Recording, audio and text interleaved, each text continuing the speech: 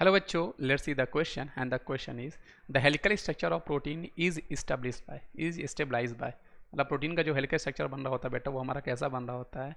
तो इसके लिए आपको पता होना चाहिए बेटा कि जो हमारे पास प्रोटीन होता है उसमें हमारे जो NH ग्रुप होते हैं बेटा, जो हमारे पास NH ग्रुप होते हैं और इसका जो एडजेसेंट हमारे पास बेटा C double bond O group होगा। तो ये आपस में क्या करते हैं बेटा, हाइड्रोजन बॉन्ड बना रहे होते हैं ये आपस में क्या कर रहे होते हैं बेटा, ये आपस में हाइड्रोजन बॉन्ड बना रहे होते हैं by twisting right hand screw, like right hand screw.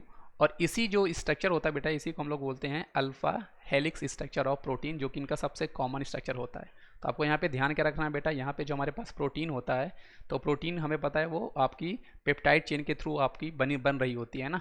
तो वहाँ पे होता क्या है बेटा, वहाँ पे हमारे पास जो NH ग्रुप होता है और उसका जो एडजेसेंट हमारे पास C double bond O group होता है, ये दोनों बेटा आपस में जितने पॉसिबल हो सकते उतने हाइड्रोजन बॉन्ड बना रहे होते हैं by twisting like right hand screw. और इसी को हम लोग बेटा हेलिकल स्ट्रक्चर बोला करते हैं। इसलिए इस क्वेश्चन का सही जवाब हमारे पास बेटा ऑप्शन नंबर B हो जाएगा, हाइड्रोजन बॉन्ड। तो आई होप आपको ये समझ में आया होगा बेटा, साथ में ये भी समझ में आया होगा कि यहाँ पे हाइड्रोजन बॉन्ड किसके बीच में बन रहे होते हैं। थैंक यू बच्चों।